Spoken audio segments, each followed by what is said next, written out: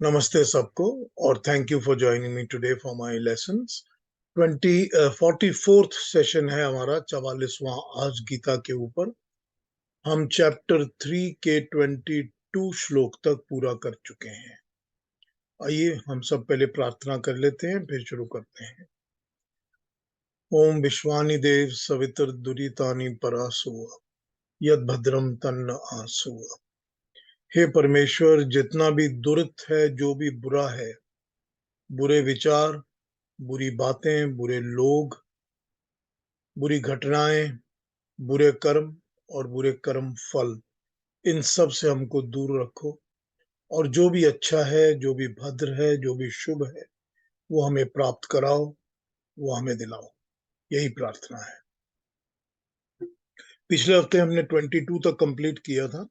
अगर किसी ने मेरी रिकॉर्डिंग सुनी है और रिकॉर्डिंग के ऊपर बेस करके आपने बात करनी हो तो प्लीज क्वेश्चन पूछना हो तो पूछ लीजिए इस वक्त, वरना हम 23 से शुरू कर लेते हैं। एक मिनट, आनंद जी को आवाज नहीं आ रही, वो इशारा कर रहे हैं बार बार। ठीक है आनंद जी, आपको सुन नहीं रहा ठीक से?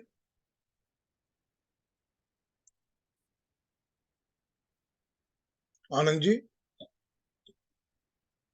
उनको सुन नहीं रहा तो मेरी आवाज सुन नहीं रही होगी। जी, उन्होंने इशारा किया था बार बार और बता रहे थे कि आवाज नहीं आ रही। उनको मैसेज करके पूछ लूं? हाँ, उनको कहिए दोबारा से लॉग आउट होके आइए।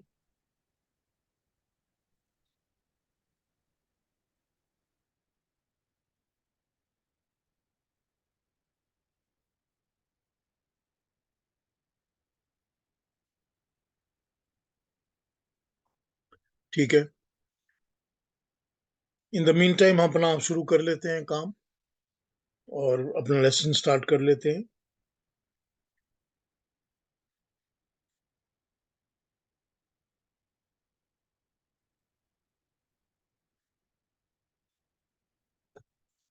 अरुणा जी, 23 24 को एक साथ पढ़ लीजिए। इन दोनों पे बात करते हैं, फिर दूसरी पे बात करेंगे।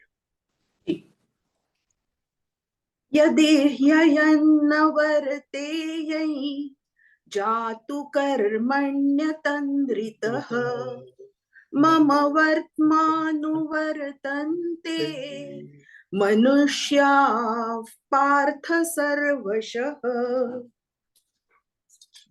उत्सीदेयुरिमे लोका न कुर्यां कर्म चेदहम् संकरस्य च कर्ता स्याम् उपहन्यामि माः प्रजाः।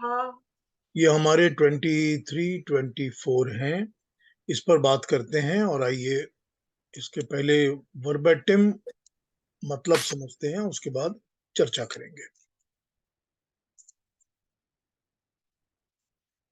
23 Should I not engage in action scrupulously at any time? Great harm will come to the world, for Arjuna, men follow my way in all matters. 24 If I ever cease to act, these worlds would perish. Nay, I should prove to be the cause of confusion and of the destruction of these people. और देखते हैं क्या क्या बोल रहे हैं लोग, उसके बाद आगे चढ़ते हैं इस पर। यदि मैं सावधान होकर कर्म में न बरतूं तो हे पार्थ, सब लोग सब प्रकार से मेरे ही मार्ग का अनुकरण करने लगें और कर्म करना छोड़ दें। यदि मैं कर्म करना छोड़ दूं, मेरा अनुकरण करने के कारण लोग भी कर्म करना छोड़ दें, तो ये सब लोक नष्ट हो जाएं। मैं संसार में अव्यवस्था फैलाने वाला बन जाऊं और इन लोगों का विनाश कर बैठूं। और भी देख लेते हैं 2 4 23। हे अर्जुन, यदि मैं अप्रमादी होकर अपने कर्तव्य कर्म का विधिवत पालन न करूं तो सब ओर से बहुत मनुष्य मेरे मार्ग पर चलने लगेंगे। हे अर्जुन, यदि मैं अपना कर्तव्य कर्मों के यथावत पालन न करूं तो ये लोग नष्ट हो जाएंगे। मैं संसार में नाना प्रकार के वर्ण संकर तथा आश्रम संकर दोनों दोषों का कर्ता हो जाऊंगा और सारी प्रजा की हत्या मुझ पे लगेगी। एक दो और देखते हैं।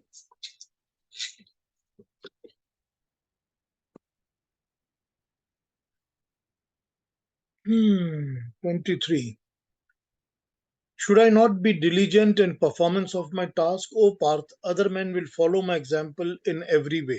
If I do not perform my action well, the whole world will perish, and I shall be the cause of Varn Sankar and so destroyer of mankind.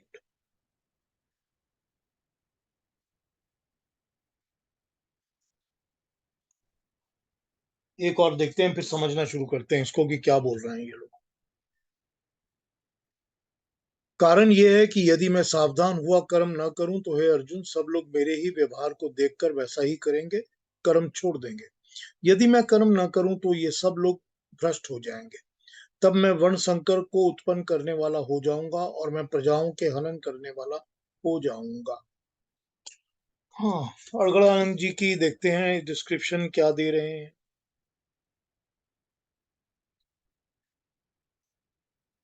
Shri Krishna is a sage also and a yogi. He works just as other sages do for the good of the world. The mind is very unstable. It desires everything except worshipful meditation. If sages who have realized God do not act by their example, people behind them will also leave or give up the such action. Common people will have an excuse for license if they find that the saint does not meditate, indulge in, or he indulges in minor vices and participates in cheap gossip. Disillusioned, they will withdraw from worship and fall into impiety. That explains why Krishna says that if I do not do the appointed duty, all mankind will fall from grace. God himself is the true Varna of self straying from the path that takes one to the eternal God, therefore. The aberration is called Varsankar. If saint who has perceived God desists from performance of the worthy task by following his example, others also will lose the sight of their duties and become Varsankar, for conflicting properties of nature and then combined in them. एक और पढ़ लेता हूं, फिर explanation शुरू करता हूं। गुरुदत्त जी क्या कहते हैं इसको ही पढ़ लेते हैं। श्री कृष्ण का आशय ये है कि सब प्रकार के संपन्न और सुखी जीवन व्यतीत करने वाले लोग जो किसी प्रकार का अभाव नहीं रखते, वे कर्म करना छोड़ ना दें। कर्म तो वे छोड़ नहीं सकते, अतः कर्म से उदासीन होने का अर्थ ये होगा कि वे लोग अपना कर्म या यज्ञ कर्म या लोक कल्याण छोड़ दें। इस कारण ऊपर के श्लोक 317, 18, 19 में आत्म शब्द का अर्थ अपने लिए नहीं, यदि आत्म शब्द का अर्थ अपने लिए करेंगे तो ये वाला श्लोक 23 और 24 बिना मतलब के हो जाएंगे। श्लोक 317 का समन्वय श्लोक 318, 19 से तब हो सकता है जब आत्मा का अर्थ परमात्मा होगा अथवा अर्थ ठीक नहीं बैठेगा। परमात्मा के सब कर्म यज्ञ लोक कल्याण रूप के ही हैं। इस कारण यज्ञ करने वाला मनुष्य परमात्मा के लिए ही और परमात्मा को संतुष्ट करने के लिए ही कर्म करता है। ये कहा है कि ऐसा मनुष्य जिसे अपने लिए कुछ भी नहीं करना चाहिए वो भी कर्म करे, अन्यथा दूसरे लोग जिनको कुछ प्राप्त नहीं होता वे भी उसका अनुकरण करना के कार्य छोड़ देंगे। चलिए इसको समझते हैं कि क्या बोलना चाह रहे हैं इन दो श्लोकों में भगवान कृष्ण। ये बात मैंने आपसे पहले भी क्लैरिफाई की है, इंट्रोडक्शन में ही क्लैरिफाई की है कि यहाँ ये समझना पड़ेगा कि हम भगवान कृष्ण को एज अ ह्यूमन बीइंग नहीं देख सकते या एज अ नॉर्मल हमारे आपके जैसे नहीं देख सकते। उसका कारण ये है कि जब ये टू एक्ट प्ले चल रहा है जिसमें दो ही पात्र हैं, एक अर्जुन और एक कृष्ण, और दोनों बातें कर रहे हैं, तो यहाँ पर सारी बातें अर्जुन वो करते हैं जो हमारे आपके कॉमन मैन नॉर्मल मैन के दिल में बातें उठती हैं, दिमाग में जो बातें आती हैं। और भगवान कृष्ण जो हैं वो भगवान को, परमात्मा को रिप्रेजेंट करके वो बातें बता रहे हैं जो कि सॉल्यूशन होती हैं, या जो ये समझा जाए कि वो परमात्मा की वाणी हम तक पहुंचाते हैं। तो ये कह सकते हैं कि वो एक ट्रांस में है और वो रिसीव कर रहे हैं और रिसीव करके बता रहे हैं।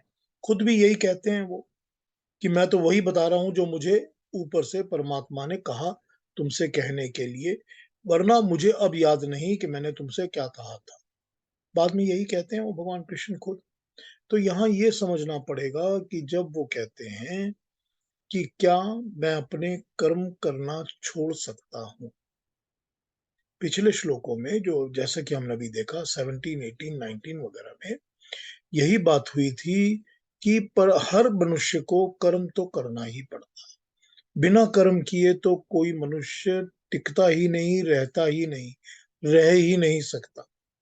हर एक को, कोई भी लिविंग बीइंग को, कोई भी जीव को, कोई भी प्राणी को बिना कर्म किए तो रह ही नहीं सकता। क्योंकि अगर वो वचन से कर्म नहीं कर रहा तो मन से मानसिक कर्म तो कर ही रहा है, थिंकिंग तो कर रहा है ना, मन में तो कुछ चल ही रहा है हमेशा, तो मानसिक कर्म तो हो ही रहा है। तो ये कह रहे हैं कि जब कर्म के बिना कोई रह ही नहीं सकता तो कर्म को अपनी आत्मा के लिए करो, शरीर के लिए नहीं करो। कहा, यही कहा उन्होंने पिछले मंत्रों में कि फोकस करो कि मैं सिर्फ बॉडी के लिए या शरीर को खुश करने के लिए या इंद्रियों में रमे रहने के लिए कर्म नहीं कर रहा, मैं कर्म कर रहा हूं अपनी आत्मा की संतुष्टि के लिए। अब यहां पर देखिए, इन्होंने पहले भी कहा है कि बुद्धि, जब इन्होंने बुद्धि की बात की थी पिछले चैप्टर में, सेकंड चैप्टर में, कि स्थित या स्थिर बुद्धि, स्थिर प्रज्ञा किसकी होती है, तब भी इन्होंने यही बात की थी कि वो मनुष्य जो इंद्रियों के साथ नहीं भटकता, जो सेंसरी ऑर्गन्स के पीछे नहीं भागता, जो इंद्रियों के पीछे नहीं भागता, सेंसरी ऑर्गन्स के पीछे नहीं भागता, जिसको संसार के आकर्षण डुलाते नहीं रहते, ठीक, वही स्थित प्रज्ञ है। उसी की बुद्धि सॉलिड है या स्टडी है, यही कहते हैं ना। पिछले पिछले मंथ हमने चैप्टर में यही पढ़ा था सारा, कितने सारे श्लोक उन्होंने, 14 या 15 श्लोक इसको डिफाइन करने के लिए बताए थे और मैंने बड़ी डिटेल में समझाया भी है। अब यहाँ पर फिर वही बात कह रहे हैं ना, वो कह रहे हैं कि तू कर्म कर, इंद्रियों के प्लेजर के लिए मत कर। करेक्ट, इंद्रियों के प्लेजर के ऊपर फोकस करके किया हुआ कर्म तुझको प्रकृति के साथ बांधेगा। you will be tied you will be tied to the laws of the nature or to the attractions of the nature or distractions of the nature। वो तेरे को इस तरह बांध देंगे कि तू उसमें से निकल नहीं पाएगा। तू अपनी आत्मा के लिए काम कर, क्योंकि आत्मा जो है वही अल्टीमेटली सरवाइव कर रही है। उसी की तो बात शुरू से कर रहे हैं जब कहते हैं कि आत्मा को कोई काट नहीं सकता, कोई जला नहीं सकता, कोई खराब नहीं, मार नहीं सकता। आत्मा अमर है, आत्मा कभी मरती नहीं है, कभी पैदा नहीं होती, उसका कोई विनाश नहीं कर सकता। और शरीर जो है वो तो मरेगा ही मरेगा। यही प्रिंसिपल है ना, इसी प्रिंसिपल पे वो बात कर रहे हैं ना शुरू से भगवान कृष्ण, उसी को समझा रहे हैं कि तू फिर अपनी शरीर के लिए कर्म क्यों कर रहा है, तू अपने आत्मा के लिए कर्म कर। तो आत्मा के लिए कर्म करना बड़ा अजीब लगता है, क्योंकि भूख तो शरीर को लगती है, खाना शरीर को खाना है, ठंड शरीर को लगती है, गर्मी शरीर को लगती है, थकावट शरीर को होती है। तो ये सारे जो कर्म करते जाते हैं हम, एक के बाद एक के बाद एक, हम कैसे सोचें कि हमने शरीर के लिए नहीं करना, आत्मा के लिए करना है। अब उस चीज को वो क्लैरिफाई करने के लिए मैं का एग्जाम्पल यूज कर रहे हैं। इस बात को समझिए, परमात्मा के कर्म क्या होते हैं, इसको समझिए। हम सारी दुनिया, सारी सृष्टि में देखते हैं, सारी क्रिएशन में देखते हैं, सारा यही बनाया हुआ है ना उसका। जब मैं एक अपना रेज्यूमे बनाता हूं ना, किसी जॉब के लिए, किसी टॉक के लिए, किसी और के लिए, मेरे सारी लिस्टिंग होती है जो मैंने काम करता हूं उसके। इन्होंने इस साल से इस साल ये काम किया, इस साल से उस साल इस पोजीशन में काम किया, इससे उससे वो, ये सारा एक बनता है ना मेरा। मेरे कामों को देख कर मुझे पहचाना जाता है, मुझे समझा जाता है, मेरे बारे में एक राय कायम की जाती है। ठीक। परमात्मा के कर्म क्या है? परमात्मा हमको कहाँ दिखाता है कर्म? परमात्मा हमको दिखाता है कर्म इस नेचर के अंदर, इस सारी की सारी कायनात के अंदर, इस सारी की सारी सृष्टि के अंदर, सारी क्रिएशन के अंदर वो हमको अपने कर्म दिखा रहा है। और अगर उनके कर्मों को हम सोचकर लिस्ट करके बोलना शुरू करेंगे तो मुझे लगता है कि कॉन्टिन्यूअसली 1-2 हफ्ते तो हम बोलते ही रहेंगे, हम बंद ही नहीं कर सकते। इतने कर्म उसके हैं जो हमारी आंखों के सामने हर वक्त रहते हैं। ये सब परमात्मा के कर्म। ये परमात्मा के कर्म हैं जो रित बनकर, लॉज ऑफ नेचर बनकर हमारे सामने आ जाते हैं। ये परमात्मा के कर्म हैं कि सृष्टि बनती है, चलती है, परफेक्ट इंटेलेक्ट बैलेंस के ऊपर चलती है। कोई भी चीज ऐसी नहीं है जो तुक्केबाजी पे चलती है। कोई चीज नहीं जो यो सोच लिया जाए कि चलो देखा जाएगा क्या होता है। हर एक चीज सुपर इंटेलेक्चुअल तरीके से चलती है। बहुत पक्की ग्राउंडिंग के साथ सारी की सारी सृष्टि चलती है। किसके लिए चलती है? किसके लिए चल रही है सृष्टि? सृष्टि चल रही है प्राणी के लिए। क्योंकि जो सृष्टि है, जो प्रकृति है, जो नेचर है, जो मैटर है, मैटर के अंदर तो कोई चेतन है नहीं, कोई कॉन्शियस है नहीं, वो तो कोई जीवित चीज है नहीं, अलाइव है नहीं, उसको तो कोई फीलिंग नहीं है ना। वो तो हमारी और आपकी तरह कोई चीज को महसूस नहीं करती, किसी का एहसास नहीं करती कि क्या हो रहा है। दुख सुख हम और आप महसूस करते हैं ना। अट्रैक्शंस डिस्ट्रैक्शंस हम लोग महसूस करते हैं, प्रकृति तो नहीं करती ना। प्राणी करते हैं ना, जो जिसके अंदर भी प्राण है, चाहे वो मनुष्य है, चाहे जानवर है, चाहे पक्षी है, चाहे कीड़ा है, मछली है, जो भी है, जिसके अंदर भी प्राण है, वही है जो इस चीज को फील करता है। तो ये सारी की सारी क्रिएशन जो परमात्मा बनाता है, इसके लॉज और रूल्स बनाता है, वो किसके लिए बनाता है? वो हम प्राणी के लिए बनाता है। वो हमारे कल्याण के लिए बनाता है। कल्याण, क्यों कल्याण के लिए बनाता है? बड़ी आर्ग्यूमेंट्स हो सकती है ना इस बात के ऊपर कि कल्याण के लिए बनाता है तो दुख क्यों हो रहा है, जानवर क्यों पैदा होते हैं, हम कीड़े, सारी बातें हो सकती है ना। ये सभी कुछ वो हमारे कल्याण के लिए कर रहा है। सभी कुछ वो हमारे भले के लिए, हमारे अच्छे के लिए, सभी की पूरी जीवी, जितने भी जीव हैं, जितने भी प्राणी हैं, सभी के अच्छे भले के लिए कर रहा है। क्यों कर रहा है? क्योंकि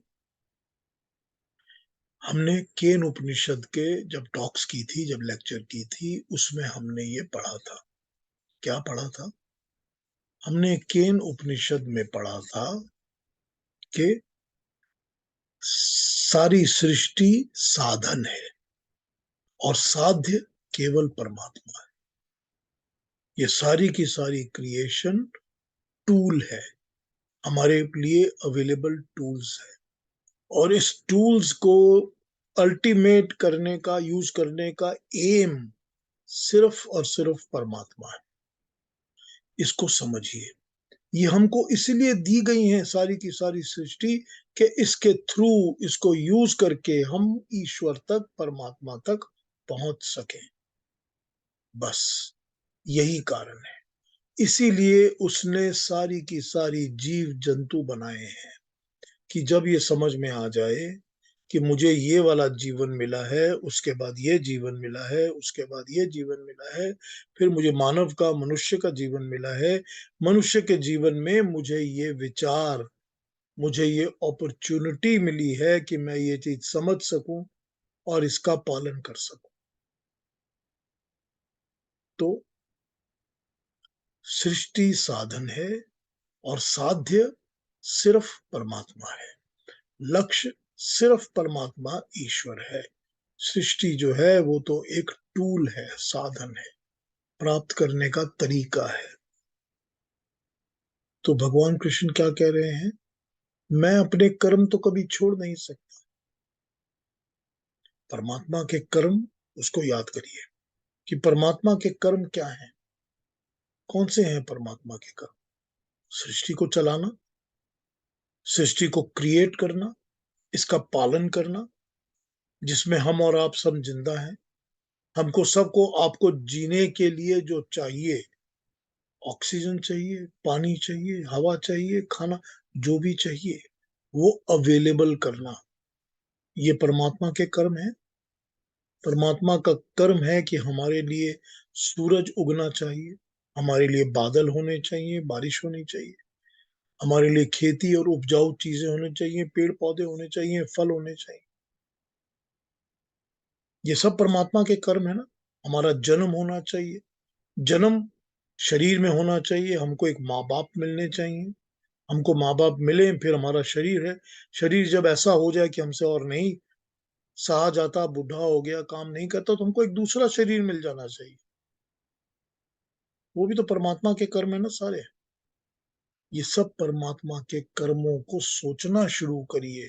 अनंत अनंत है देवा हे ईश्वर, वो परमात्मा अनंत है, उसकी कोई लिमिट ही नहीं है। और भगवान कृष्ण क्या कहते हैं कि अगर मैं अपने कर्म करना छोड़ दूं, कैसे छोड़ सकते हैं? परमात्मा अपना कर्म करना छोड़ सकता है? आधे सेकंड के लिए भी, फ्लैश ऑफ अ सेकंड के लिए भी छोड़ सकता है? नहीं छोड़ सकता। तो क्या कह रहे हैं? अगर मैं अपने कर्म करना छोड़ दूं तो मुझको देखकर सभी कुछ अपना कर्म करना छोड़ देगा।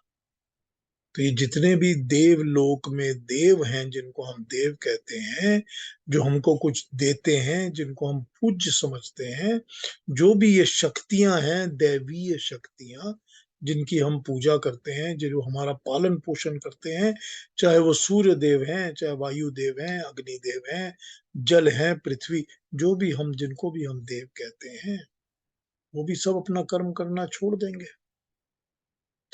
जब ये सब अपना कर्म करना छोड़ देंगे तो क्रिएशन के अंदर वर्ण संकर हो जाएगा। क्या है वर्ण संकर? ठीक है, परमात्मा के द्वारा created different types of forces के जो काम हैं वो सब वर्णों में आते हैं। ठीक है ना। वायु अपना वर्ण है, वो अपना काम करती है। अग्नि एक वर्ण है, वो अपना काम करती है। ठीक है ना। जहां वायु ने काम करना है वहां अग्नि का काम नहीं है, अग्नि का काम अलग है, दोनों मिलके अलग काम कर सकते हैं। जहां ये दोनों काम कर रहे हैं वहां जल का काम नहीं है, जल अपना अलग काम कर रहा है। ये सारा वर्ण है जिसका वर्ण संकर हो जाए। जो मानव जाति की तरह जन्म लेने वाले हैं वो मानव की तरह अगर जन्म नहीं लेंगे तो मानव जाति, मानव वर्ण का संकर, करेक्ट, जो होना चाहिए उसके अंदर ब्रेक, वो नहीं हो रहा, ये है संकर। तो परमात्मा क्या कह रहा है कि मैं अपने कर्मों को नहीं छोड़ सकता। जब मैं अपने कर्मों को नहीं छोड़ सकता तो तुमको अपने कर्म छोड़ने का अधिकार कहाँ है? तुम अपने कर्म कैसे छोड़ सकते हो? और तुमको वही कर्म करने हैं जो मेरे लिए डेडिकेटेड है, dedicated towards me, dedicated towards लोक कल्याण। जो परमात्मा कर रहा है उसको इमिटेट करो। वो किसी एक के लिए कुछ नहीं करता, वो सिर्फ एक मनुष्य के भले के लिए ऑक्सीजन सप्लाई नहीं करता, वो सारी संसार के लिए करता है। वो किसी एक के लिए खाना प्रोवाइड नहीं करता, वो सबके लिए करता है, वो सबका कल्याण करता है। तो तुम भी परमात्मा के साथ एक हो जाओ और एक होकर मेरे साथ एक होकर जन कल्याण के लिए, लोगों के भले के लिए काम करो। अपने लिए पर्सनल इंटरेस्ट के लिए मत करो। तो जब पर्सनल इंटरेस्ट के लिए मत करो की बात आ जाती है, तो वही इंद्रियां और शरीर की बात आ जाती है कि तुम अपने सेंसरी ऑर्गन्स को खुश रखने के लिए कर्म मत करो, या अपने ही सेंसरी ऑर्गन्स को खुश करने के लिए, यानी मैं, मेरे लिए, मैं, मेरा, मेरे, मैं, मेरा, मेरा बेटा, मेरा परिवार, मेरा घर, मेरे, मेरे ग्रैंड चिल्ड्रन, मेरी प्रॉपर्टीज, मेरे इतने, ये मेरे के लिए कर्म मत करो। तुम परमात्मा के लिए डेडिकेटेड कर्म करो। कि परमात्मा के कर्म कैसे हैं, वैसे ही कर्म करो। तुम कर्म नहीं छोड़ सकते, क्योंकि अगर मैंने कर्म छोड़ दिया तो सभी कुछ खत्म हो जाएगा, सब बर्बाद। ठीक। वो अपना एग्जाम्पल दे रहे हैं कि जब ईश्वर परमात्मा क्रिएटर हम सबको बनाने वाला अपने कर्म नहीं छोड़ सकता, तो हम कर्म कैसे छोड़ सकते हैं। ना हमारे पास कर्म छोड़ने की ऑप्शन है, क्योंकि छूट ही नहीं सकता, और ना हमारे पास कर्म करने की, छोड़ने की कोई भी इच्छा होनी चाहिए, या तरीका होना चाहिए, या सोच भी नहीं होनी चाहिए। तो ये बात वो इन 2 श्लोकों में इसके थ्रू यही बता रहा है। तभी पिछले श्लोकों में जहां पर आत्मा के लिए कर्म कर कहा गया, वहां एक्चुअली परमात्मा के लिए कर्म कर ही होना समझना चाहिए था कि तू परमात्मा को अपना लक्ष्य समझकर, साध्य समझकर, जिसको मैंने पाना है उसको समझकर काम कर।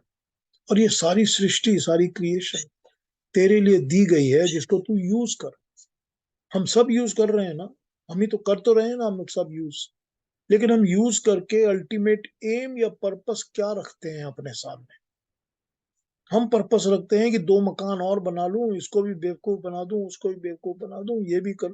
सर यही बातें हमारी एम रहती है। एम को मूव करिए ना, पैराडाइम शिफ्ट करिए ना इस पर, कि ये सारा टूल यूज कर रहा हूं किसके लिए। एक ही एम है कि मुझे वो मिल जाए, कि मुझे वो ईश्वर मिल जाए, वो परमात्मा मिल जाए। अगर ये एम तेरा हो जाएगा, यही एक एम तेरा हो जाएगा, तो यही पर्पस है। इसी को यज्ञ कर्म कहा है, इसी को यज्ञ कहा है, इसी को यज्ञ कर्म कहा है। वो कर्म जो सबके कल्याण, सबके भले, सबके अच्छे के लिए तू करेगा, तो इसको यूज कर। इसी सृष्टि क्रिएशन को यूज कर तो रहा ही है तू यूज। तो इसी के सहारे इसको समझ कि हर चीज के पीछे वो एक ईश्वर है जो अपने कर्म नहीं छोड़ता। तो तू भी अपने कर्म मत छोड़। ठीक। अब यहां पर ये समझा दिया गया। पहले ही पहले ही तो भगवान कृष्ण अर्जुन को ये कह चुके हैं कि तू तो सिर्फ एक वाया मीडिया है। तू युद्ध में खड़ा है, तेरा काम है युद्ध करना, तेरे हाथों इतने लोग मारे जाएंगे। ते तू तो वाया मीडिया है। ये तो सब के सब मेरे सामने पहले ही मर चुके हैं। मुझे पहले ही पता है कि ये कौन कौन मरने वाला है, क्या होने वाला है, किसकी क्या गति है, क्योंकि ईश्वर को तो सब पहले ही पता है। वो तो बनाने वाला है, क्रिएटर है। वो तो स्क्रिप्ट राइटर है, जिसने पूरे का पूरा ड्रामा तैयार किया हुआ है। उसको ड्रामे का एंड तो पहले ही पता है। हमको आपको नहीं ना पता, बनाने वाले को तो पता ही है ना।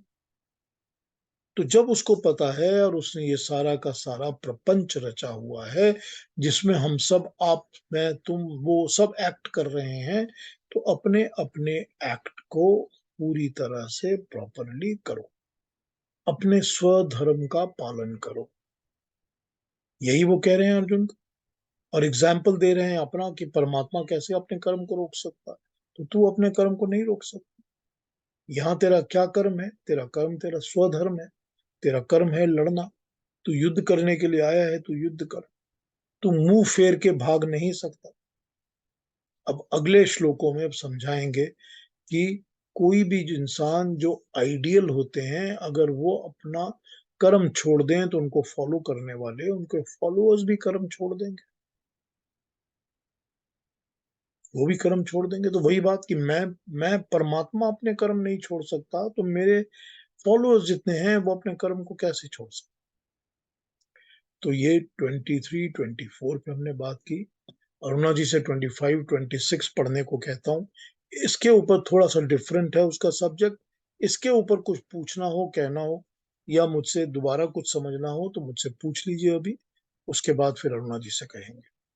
अपने माइक्रोफोन्स को ऑन कर लीजिए, अगर कोई बात कहनी हो, पूछनी हो, बतानी हो तो पूछ लीजिए। इनी जी थैंक यू, आपने थैंक्स बहुत अच्छा कहा, तो उसके लिए थैंक यू। और किसी ने जो भी कहना हो या पूछना हो वो पूछ लीजिए मेरे से। पीयूष जी, मुझे एक सवाल है। हाँ मेरे जी। मन में एक सवाल आया हाँ जी कि अरुण जी। यहाँ पे वर्ण संकर की मेंशन किया गया है। ये वर्ण संकर वर्ड एक बार आपने बहुत अच्छी तरह से पहले अध्याय में समझाया था।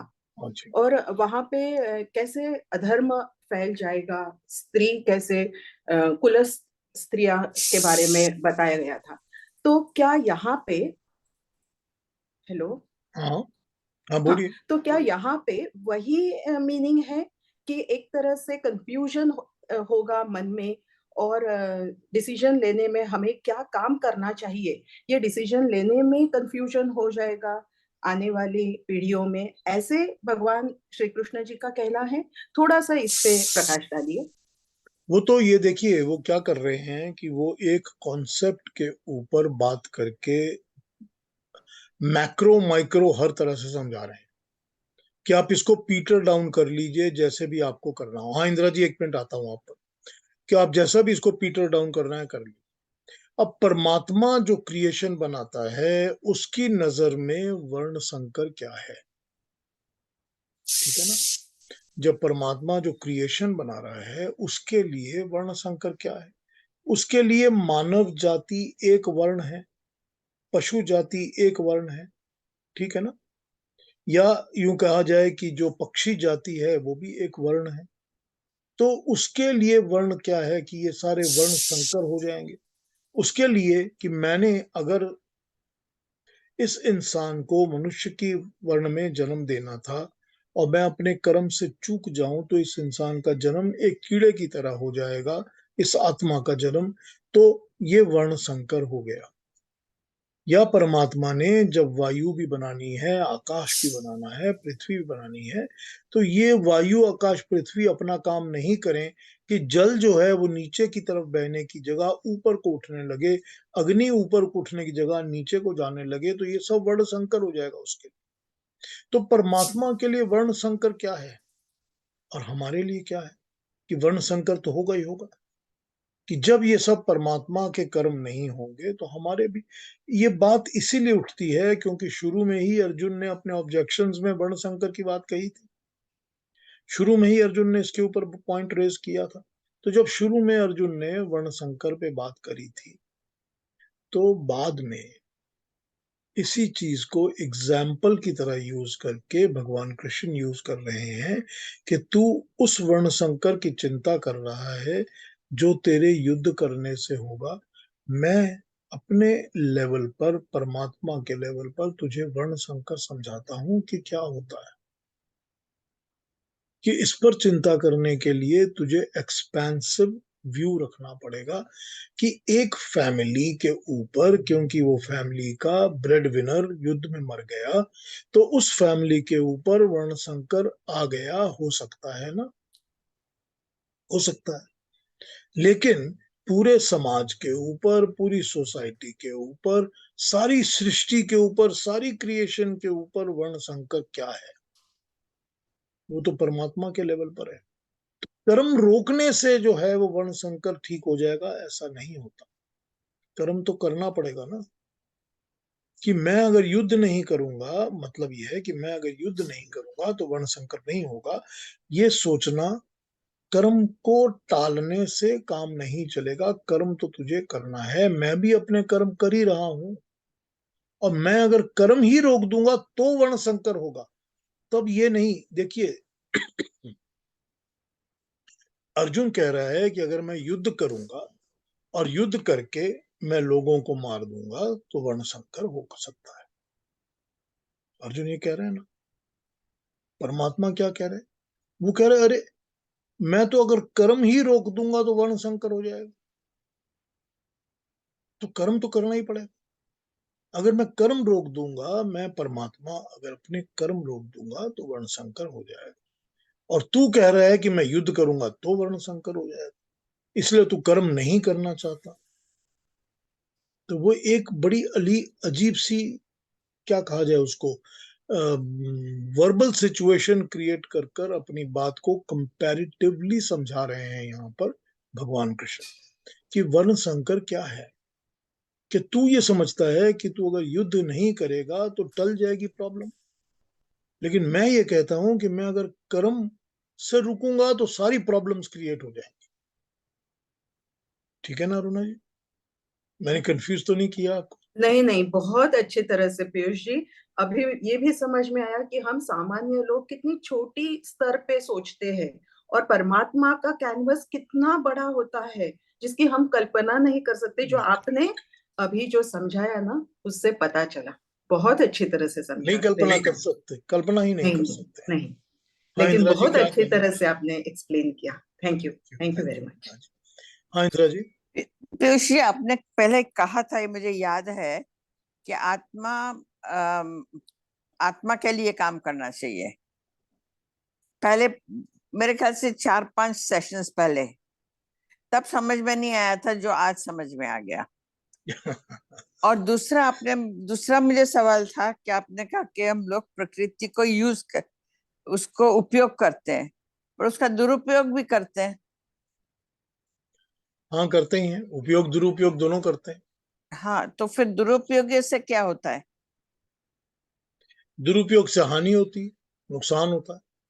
कोई भी चीज का दुरुपयोग करेंगे तो उससे नुकसान होगा ना। विद्या का दुरुपयोग करेंगे तो क्या होगा? नुकसान होगा। तो इंसान खराब काम करेंगे। कोई भी चीज जो मिलती है हमको, जो प्रकृति से मिलती है, उसका हम दुरुपयोग करेंगे तो उसकी हानि होगी, उससे खराबी होगी, प्रॉब्लम्स होगी, जो होती हैं। तो उपयोग और दुरुपयोग, यूज एंड अब्यूज, दोनों है ना। तो हम यूज अब्यूज तो दोनों करते ही हैं, अपने फायदे के लिए भी करते हैं और अपने फायदे में नुकसान भी हम करना चाहते हैं। तो हम दोनों ही जी, चीजें कर रहे हैं। तो उसका तो रिजल्टेंट तो होगा ही ना, कर्म फल तो है हर चीज का। बराबर है। ठीक है ना? Thank you. ठीक है, एकदम ठीक। अरुणा जी, एक आपने मैंने, एक हाँ हाँ बताइए। आपने एक बात और भी कही थी कि सबको कितना कर्म में कितना मिलता है, और भोग की बात की थी भोग। कि भोग। तो आज जो मैंने पढ़ा कि वो ये 5 बिलियनर्स मर गए वो सबमरीन में, एक 19 साल का लड़का था, उसका भोग में लिखा ही नहीं होगा। बिल्कुल ठीक बात, बिल्कुल ठीक बाकी बात है। सब तो बड़े बड़े उम्र के थे, उन लोग ने तो अपना भोग लिया, आगे का भोग सकते थे पर नहीं मिला। बट ये बिल्कुल तो ठीक 19 साल के बच्चे को बहुत भोग सकता था, वो तो उसको भी नहीं मिला। बात। आयु, भोग और जाति परमात्मा डिसाइड करता हाँ, वो आपने बोला था, वो है। बिल्कुल, मैं अपनी बहनों और को बता रही थी। बिल्कुल उतना ही होता है जितना भोग आपके भाग्य में लिखा है, वही हम्म, मिलेगा। सही बात है। ठीक है ना? Thank you. No problems. Aruna ji, मुझे एक पोइट्री याद आ गई आपसे बात करते करते। अब मुझे याद नहीं है कि वो टैगोर की है या किसकी लिखी हुई है, बट मैं पढ़ता रहता हूँ, मैं तो हर किस्म की पोइट्रीज पढ़ता हूँ। तो वो पोइट्री याद आ गई जिसमें कह रहा है कि आकाश जो है, आसमान, आकाश जो है, ये अनंत है, लिमिटलेस है। ये जितना लिमिटलेस है उतना ही सपोर्टिव भी है। ये आकाश जो है, ये किसी को दबा के नहीं रखता। इसमें जो पेड़ पौधे उगते हैं वो भी आकाश की तरफ उगते हैं, उनको भी आकाश दबा के नीचे नहीं भेज देता, दबा के नहीं रखता। मनुष्य भी इसी में उठते हैं, पैदा होते हैं, बड़े होते रहते हैं, लंबे कद ले लेते हैं। इनको भी आकाश जो है, आसमान जो है, स्पेस जो है, ये दबा के नीचे नहीं रखती। यही नहीं है इसी आकाश के अंदर एक बहुत ही बड़े पंख वाला बाज जिसको कहते हैं, या जिसको कॉन्डोर कहते हैं, या ईगल से जो बड़े होते हैं, ये भी उसी तरह परवाज भर के उड़ते हैं, आकाश को यूज करते हैं, आसमान को यूज करते हैं, पंख फैला के उड़ते हैं। जितनी फ्रीडम और आजादी के साथ छोटी सी तितली भी उड़ सकती है। ये परमात्मा है जो अनंत है। ये आकाश और आसमान के साथ उसकी कंपैरिजन की गई है परमात्मा के साथ, कि वो अनंत है और सबको पॉसिबिलिटीज देता है कि तुम यूज करो। डजंट मैटर अगर तुम छोटी सी तितली हो या बहुत बड़े एक बाज हो, उससे कोई फर्क नहीं पड़ता। ये सबको उसी तरह से सबको अपॉर्चुनिटी देता है, सपोर्ट देता है, जैसे आसमान हम सबको दे रहा है। ये कंपैरिजन पड़ा था मुझे आपसे बात करते वक्त रोना जी, इसका सडनली मेमोरी में आ गई बात, तो मैंने सोचा कि शेयर करूंगा। हाँ जी केतु जी, क्या कहेंगे आप? हाँ जी, अभी वो इंदिरा बहन जी ने वो जो घटना बताई जिससे 5 लोग पनडुब्बी में मर गए नीचे, तो एक तो 19 साल का था जैसे उन्होंने बताया, तो मुझे एक कहावत याद आ गई कि समय से पहले और भाग्य से ज्यादा किसी को नहीं मिलता कुछ। ठीक बात है, तो इसमें समय का भी आ गया और भाग्य भी आ गया। बिल्कुल ठीक भाग्य में बात, तो मैंने कहा आपसे शेयर करूंगा। बिल्कुल ठीक बात है। वक्त से पहले, तकदीर से ज्यादा। बिल्कुल। चलिए आगे बढ़े। बिल्कुल बिल्कुल, जैसा जैसा कोई इस पर बात करनी है आज, या कि अगले मंत्रों को देखें? अगले श्लोक देख लें, तो जरूरत होगी तो उसको कैरी ऑन भी कर सकते हैं। तो 25, 26 ये 2 श्लोक पढ़ दीजिए अरुणा जी, इन पर बात करते हैं आज।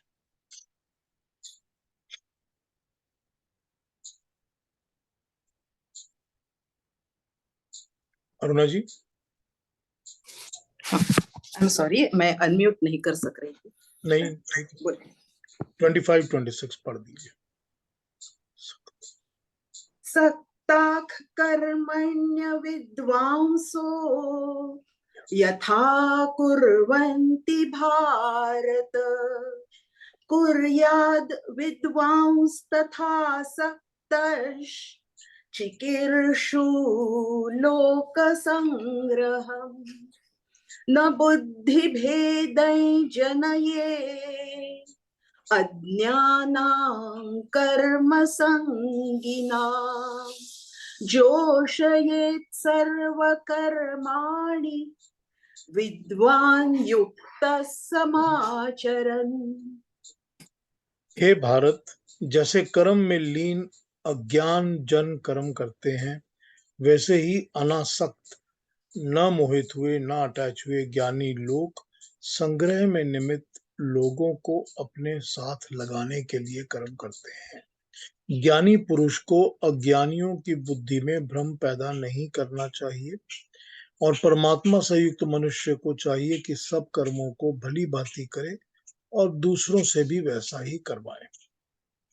बड़ा ही अजीब श्लोक हैं ये दोनों, इन पे बात करेंगे।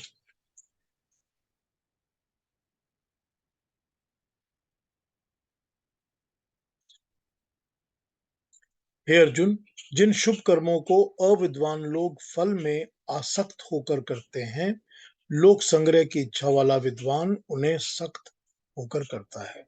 उदाहरण के लिए पूजा पाठ, संध्या, उपासना आत्म शुद्धि के लिए किया जाता है, किंतु साधारण पुरुष जो मर्यादा पालन, लोक दिखावा, ख्याति प्राति आदि भावनाओं में इसके साथ मिल जाते हैं, उधर भले लोग, महात्मा लोग तो जन्म जन्मांतर के अभ्यास से इस दर्जे तक पहुंच सकते हैं कि उन्हें आत्मशुद्धि के लिए भी इन सब चीजों की आवश्यकता शायद नहीं रहती, परंतु तो भी प्रजा के सामने मर्यादा पालन का आदर्श स्थापित करने के लिए उन्हें अपनी पूजा पाठ, भक्ति, संध्या, उपासना छोड़नी नहीं चाहिए। यही बात वे अर्जुन से कहते हैं कि इसीलिए अपने सब कर्म ठीक ठीक पालन करो।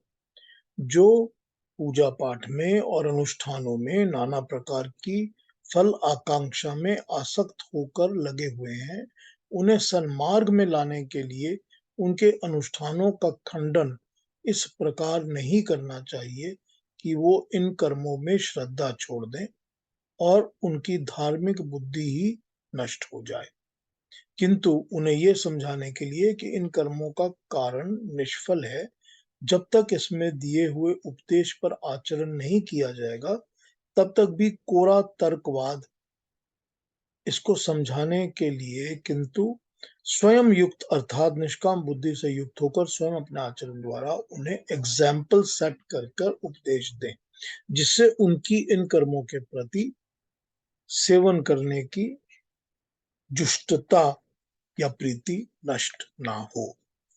मैंने कहा था आपको ये थोड़ा अजीब है, फिर भी समझते हैं इसको, क्या कह रहे हैं वो समझते हैं।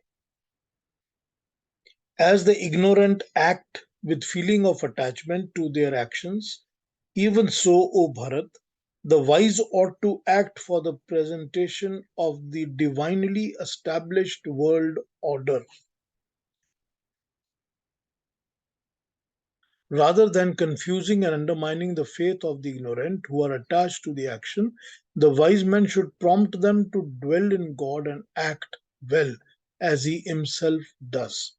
Realization of the indestructible God, the root of from which everything is born in life, whereas to be engrossed in the innumerable objects of nature and stray away from the path of divine. आइए समझें।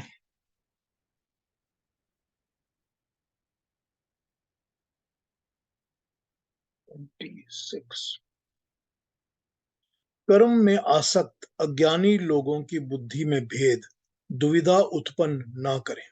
ज्ञानी व्यक्ति स्वयं कर्म में युक्त हुआ हुआ सब कर्मों को स्वयं तो ठीक ठीक करे ही, परंतु दूसरों को प्रेम पूर्वक प्रेरणा देके उनसे भी कर्म करवाए।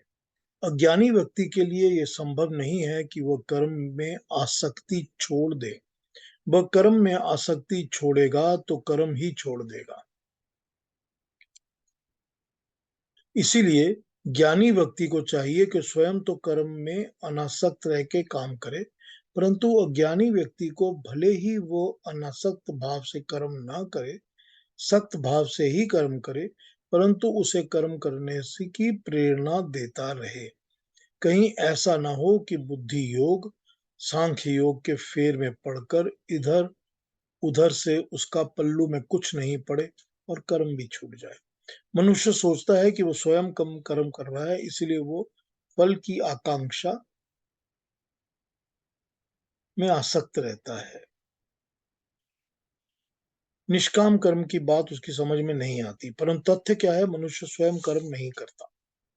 देखिए अब इन दो श्लोकों में 25-26 में वो ये कहते हैं भगवान कृष्ण कि लोक संग्रह, एक तो वो बात करते हैं लोक संग्रह की 25 और 26 में, चिकीर्षु लोक संग्रहम, ठीक है, ये उन्होंने कहा है कि लोक संग्रह मतलब लोगों को इकट्ठा करना। तो लोक संग्रह और लोगों को इकट्ठा करना का वही आशय, वही बात हो जाती है कि सेट एन एग्जाम्पल, कि लोगों से अलग मत हो जाओ, इनको अपने से दूर मत करो, अपने साथ अटैच करो। जब लोगों में संग्रह करोगे तभी तो अपनी बात को फैला सकोगे, तभी तो लोगों को समझा सकोगे, तभी तो वो एग्जाम्पल देखेंगे और सीखेंगे। तो उस एग्जाम्पल के लिए तुमको लोगों को इकट्ठा करना जरूरी है। तुम लोगों से अलग होके खड़े नहीं हो सकते कि मैं बिल्कुल अलग हूं, मेरे आसपास कोई नहीं है, मैं सबसे अलग विरला हूं। It does not work, because जो एकदम अलग होगा उसके साथ कोई दूसरा अपने आप को आइडेंटिफाई नहीं करेगा तो नहीं जुड़ेगा। तो तुमको लोक संग्रह जरूरी है, लोगों को अपने साथ इकट्ठा करना जरूरी है, और उसी प्रकार चाहिए कि इन लोगों को अपने साथ काम कर्म करके जोड़ो और तुम अनअटैच्ड रहो। फिर वही बात, लोगों का संग्रह करने में कैसी अटैचमेंट्स हो सकती हैं? उन लोगों के साथ जुड़ सकता हूं मैं, भावनाओं के साथ, भाव के साथ, सबके साथ, कि मेरी पर्सनल सेल्फिश इंटरेस्ट है कि मुझको वो पैसे दे रहे हैं या मेरे को कोई दूसरा काम में ला रहा हूं मैं, तो उनसे जुड़ना शुरू हो गया। तो वो आसक्ति और अटैचमेंट नहीं होनी चाहिए। तो कोई किस्म की अटैचमेंट के बिना शुभ कर्म करते हुए, परमात्मा की तरह कर्म करते हुए लोगों का संग्रह करो। मैं भी तो संग्रह करता हूं ना, परमात्मा भी तो करता है ना। परमात्मा ने इतनी शक्तियों का संग्रह किया है ना, पावर चीजों का। परमात्मा ने ही तो इतनी किस्म के मनुष्य, इतने किस्म के प्राणी, इतनी किस्म की जातियां बनाई है ना। वो भी तो संग्रह कर रहा है ना। तो तुम लोक संग्रह करो और उनके सामने डिटैच्ड भाव से अपने कर्मों को करके उनके कल्याण, उनके भले के लिए काम करो। ऐसे भी लोग तुमको मिलेंगे, 26 में बता रहे हैं, जो कि अज्ञानी लोग हैं, जो कि सारा काम आसक्ति से करते हैं। ऐसे लोग मिलेंगे, हम सबको मिलते हैं, हमको पता भी है, जो कि अज्ञानी लोग हैं, जिनको ज्ञान नहीं है, और वो हर काम को अटैचमेंट के साथ जुड़कर ही करते हैं। प्रकृति के साथ, मैं के साथ, मेरे के साथ, मेरा के साथ, सबके साथ जुड़े रहते हैं और जुड़ के ही काम करते हैं।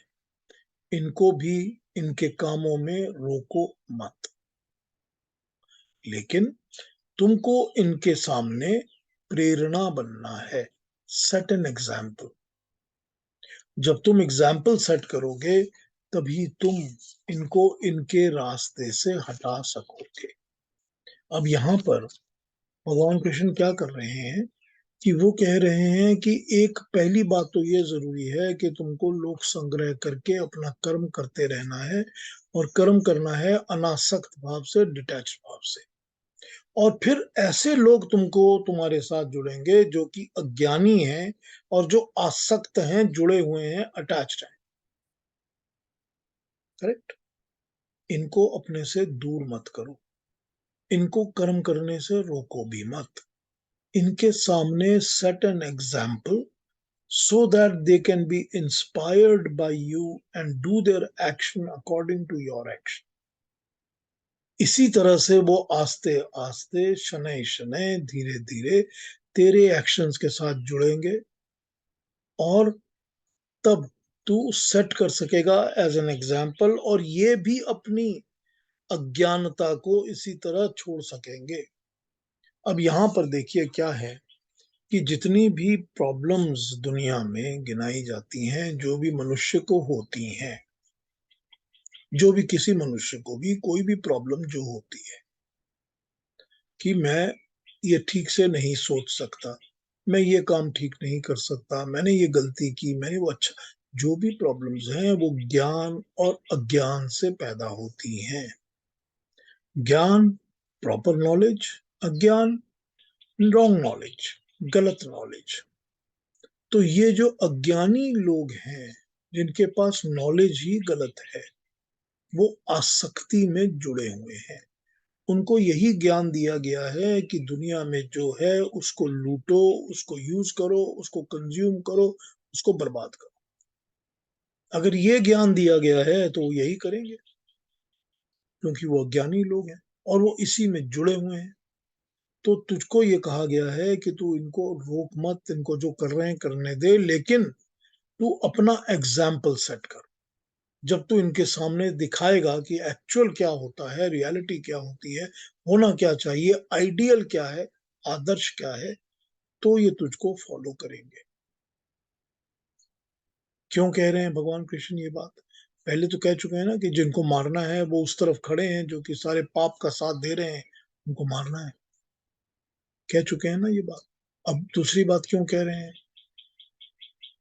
अब वो इसीलिए कह रहे हैं क्योंकि उनको ये दिखाना, बताना है कि तू कर्म करना नहीं छोड़ सकता, और तू कर्म वो कर जिसपे तू एग्जाम्पल सेट करेगा, जिसको लोग फॉलो करेंगे।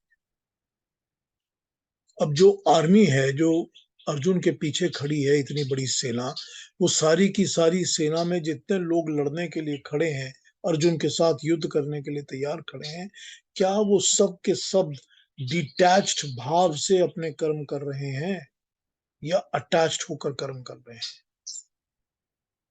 अब ये तो नहीं कहा जा सकता। लेकिन ये तो पता है कि अगर अर्जुन ने इस वक्त अपने कर्म छोड़े तो ये सब अपने कर्म छोड़ दें, चाहे वो अटैच्ड कर्म कर रहे हो चाहे डिटैच कर रहे हैं।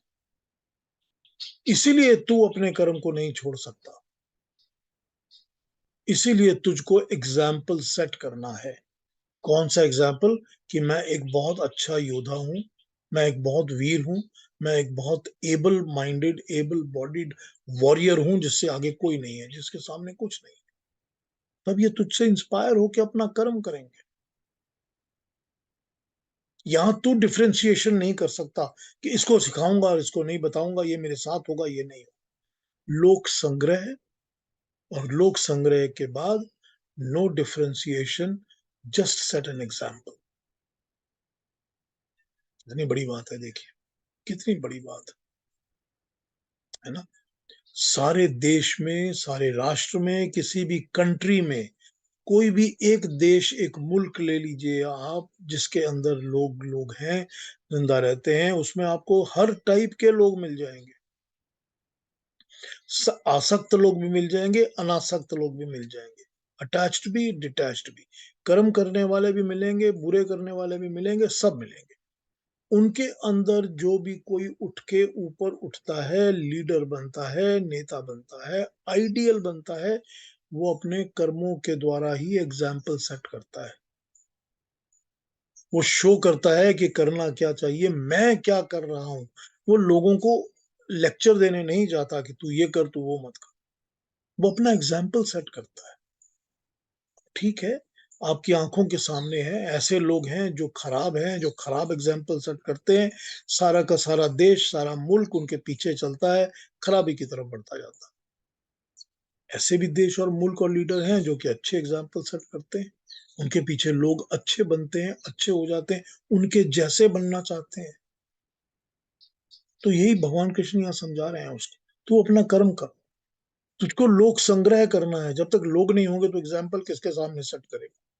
तो तुझको लोक संग्रह करना है, और उनके सामने एग्जाम्पल सेट करने के लिए तुझको अपने कर्म को ठीक करना है, प्रॉपर करना है। और तेरा कर्म क्या है, ये तो मैं तुझे शुरू से समझा ही रहा हूं। ठीक है ना।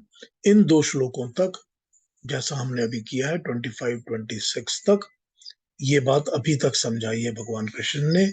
इसके आगे और भी डिटेल में और भी अच्छी तरह से अपनी बात को बताएंगे। ठीक है। अब यहां तक अगर कुछ और पूछना है तो पूछ लीजिए। मुझे पता है कि ये जो श्लोक हैं ये थोड़े कॉम्प्लिकेटेड हैं और थोड़े समझने की जरूरत पड़ती है इनको। तो वेरी मैं, nice Piyush ji, very nice. ठीक है, आपने थैंक यू। लोक संग्रह इकट्ठा किया है ना सन्मार्ग पे ले जाने के लिए। मैं कोशिश करता रहता हूँ। तो बस ऐसा नहीं, कठिन तो नहीं है पीयूष जी। हाँ, ये थोड़े से जो है आपके ऊपर डिपेंड करता है कि कैसे आप इन विचारों को लेते हो। नहीं, देखिए इसमें क्या है कि इसमें एक ओपन माइंडेडनेस की जरूरत पड़ती है, बिल्कुल। कि आपको दूसरे एंगल्स भी समझने चाहिए कि क्या है। और फिर आपको ये लगता है कि ये after all why is he saying these things, ये भी आपको समझना पड़ेगा।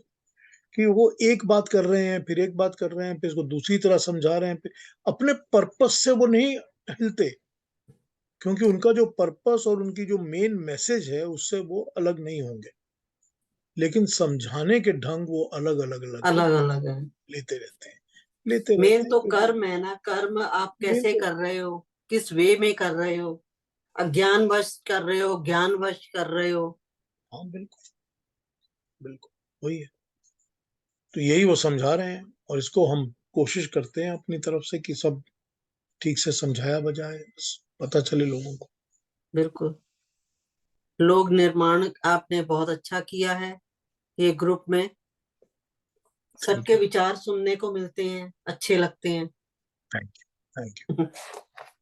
हाँ जी, युक्ता जी कुछ अच्छा, कहेंगी? बहुत अच्छा समझाया पीयूष जी, बहुत अच्छा लगा, धन्यवाद। Thank you Yukta ji, thank you. कोई और बात किसी ने कहनी है, कुछ पूछना है, कोई क्वेश्चन है? ये आप अपनी बुक जो मैं पढ़ रही हूँ पीयूष जी, उसके ऊपर भी आपने बहुत कुछ, उसमें भी मेरे को मिल जा रहा है। आपने बताया हुआ है और उसमें समझ में आ रहा वैल्यूज देखिए, वैल्यू सिस्टम तो वही है ना हमारा। बिल्कुल बिल्कुल हमारा वैल्यू सिस्टम, हमारा बिलीफ सिस्टम तो एक ही है ना। जी। तो यही अब बात अलग अलग तरीके से लोग समझाते बताते हाँ। रहते हैं। ठीक कई बात। एग्जांपल्स देखती हूँ, आपने कोट बहुत बार की हैं। हाँ ठीक है, कहीं ना कहीं कुछ ना कुछ पढ़ता रहता लेकिन अच्छी है, बहुत अच्छा लगता है। है। हाँ, अच्छी चीज पढ़ते हैं, ज्ञान पढ़ते हैं ना, तो आत्म संतुष्टि होती है, आत्मसंतुष्टि होती है, अपने अंदर बहुत ज्यादा सेटिस्फेक्शन होती है कि मैं ज्ञान की चीज पढ़ रहा हूँ, अच्छा लग रहा है मुझे। हाँ। बहुत संतुष्टि होती है। हाँ जी इंदिरा जी। पीयूषी, मेरे को इस तरह से समझ में आ रहा है, आप बताइए ठीक है कि गलत है, कि आप सबके विचार और सबके सुन करके, but finally you have to come to a commitment which is the truth, which is in reference to your karma. ये सब जो एग्जाम्पल्स दे रहे हैं कृष्ण भगवान, वो बोलते हैं ये भी सब ये सब बोलते हैं, but finally Arjun has to take a stand of what he has to do because of his karma. मेरे को इस तरह से समझ में आया।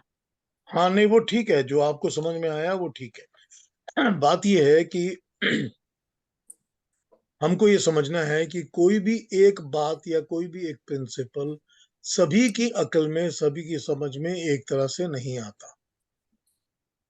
तो वो क्या करते हैं, किसी को इस तरह समझाते हैं, किसी बात को उस तरह समझाते हैं, किसी को दूसरे एग्जाम्पल, किसी को तीसरे एग्जाम्पल। तो यही वो कर रहे हैं कि मेरी बात तो एक ही है, मेरा प्रिंसिपल एक ही है, निष्काम कर्म करो, कर्म निष्काम करो, कर्म करो, अटैचमेंट मत रखो, फल की आशा मत रखो, फल के साथ अटैचमेंट मत रखो। उनका यही है ना मेन पर्पस। और वो जब अपना ये पर्पस समझा रहे हैं तो कभी वो कोई एग्जाम्पल यूज करते हैं, कभी कोई यूज करते हैं, ताकि कुछ तो something will make sense to you eventually. Yes. यही वो कर रहे हैं। हाँ जी, कोई और क्वेश्चन, कोई और बात?